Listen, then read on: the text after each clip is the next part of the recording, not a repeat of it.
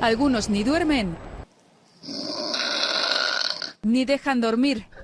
El 40% de los hombres y el 25% de las mujeres roncan habitualmente. El roncador no solamente es un problema de un disturbio nocturno o un trastorno del sueño, está también implicado en algún otro tipo de enfermedades, como pueden ser los síndromes de apnea del sueño, en el que en este caso nuestro concepto es generar un cambio principalmente para mejorar el carácter ventilatorio. Este novedoso tratamiento elimina los ronquidos gracias a la tecnología láser. En unos minutos el problema desaparece. Lo que estamos trabajando ahora es dándole calor, reforzando toda la mucosa faríngea que se ha dilatado. Aplicando este láser en 2 o 3 sesiones conseguimos eliminar la flacidez de la faringe, la responsable de esos molestos sonidos.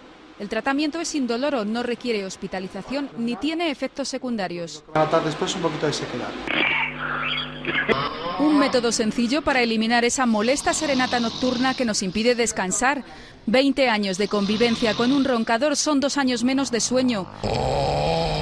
Si no quieren cambiar de habitación ni cambiar de pareja, intenten cambiar los ronquidos por dulces y relajados sueños.